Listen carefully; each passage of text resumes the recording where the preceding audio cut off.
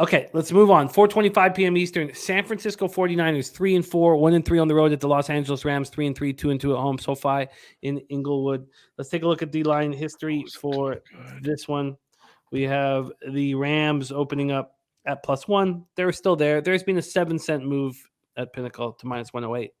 From a total perspective, it opened at 41. It's now at 42.5, heavily juiced to the over. We go over to the cash flow for this one. 5,485 tickets in. 73% of the tickets, 91% of the cash is on the San Francisco 49ers.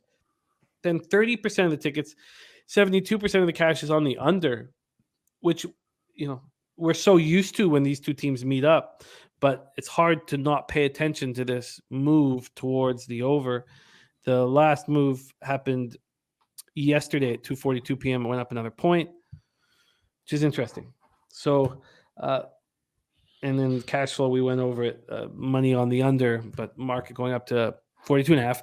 49ers coming off that ugly 44-23 loss at home in McCaffrey's debut with the squad. Their league-leading defense got annihilated. 529 total yards for the Chiefs.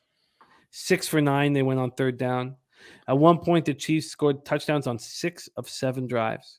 Jimmy G was 25 of 37 for 303 yards, 2 touchdowns, 1 pick. George Kittle caught 6 passes for 98 yards. There's don't ask, don't tail. Thank you so much for the dono, my man. Had our back since we started, and it means a ton to us. Don't ask, don't tail. In the house. George Kittle caught 6 for 98 in a touchdown. Brandon Ayuk's been looking great. 7 catches for 82 yards.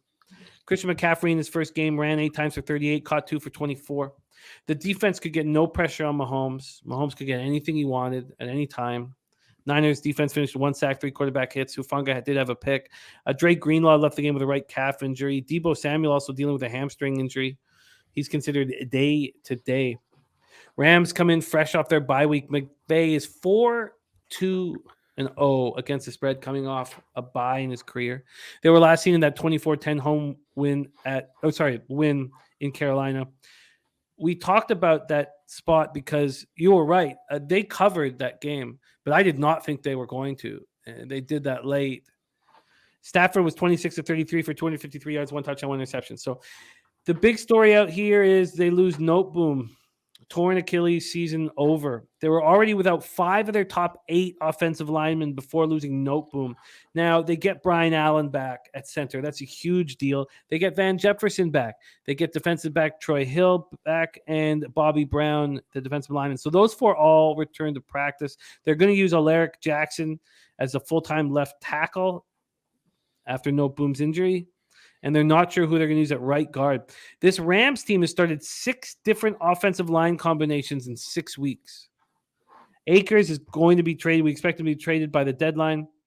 This offense is 28th in the league in yards per play.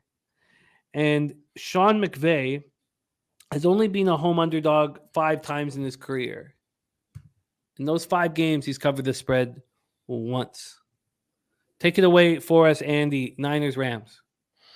Yeah, is this just so simple as, hey, the Niners had some injuries in the secondary. They're forced to kind of play a softer zone, and Patrick Mahomes is a god against that. And that's not what we're going to see from this team with a beat-up offensive line, a much worse quarterback, more of a one-dimensional passing offense, a run game that hasn't been working. And like you said, it's been a bad offense.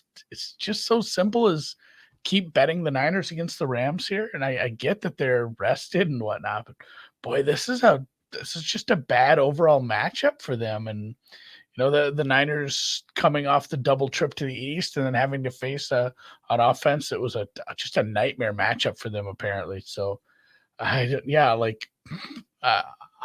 tried to make a case for the Rams last time out when they played the Niners. That went poorly. It might just be taking the Niners. So this is one where I'll usually sell a point or two even. I haven't fired on this yet, but I've been kind of keeping an eye on this line. It's just a cheap -1 everywhere. I suppose I'll just take that. Yeah, give me that. This is my don't overthink it. Shanahan's a better schemer against McVay for some reason. You got McCaffrey getting another week under his belt at practice. You're getting a little healthier on the defensive side, and the Rams offensive line might get Stafford killed. It got you -1 at -104.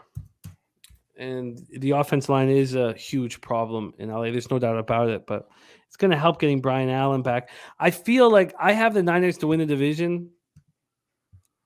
I probably don't need to compound any losses by getting involved here. It's a very important game for the division. I don't think the Seahawks are going to be a problem. I don't think the Cardinals are going to be a problem. It's between these two teams. Sammy says, I'm betting overs on Jimmy G props in every way. TD, passing yards, completions. He'll control the game better than Stafford. Birdie is leaning with Dennis Garcia here. Says McCaffrey really does not fit the 49ers offense. They will have to change the way they play. No usage. Usage is a huge deal. Viper on the Niners and the under. What do you think about this total that's gone up to 42.5?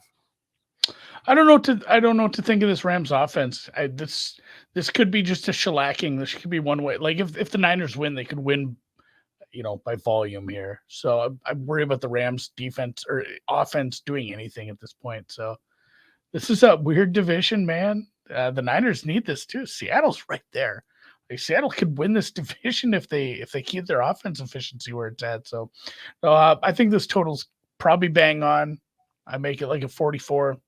So I'm just going to bet. I'm going to bet me some San Francisco treat.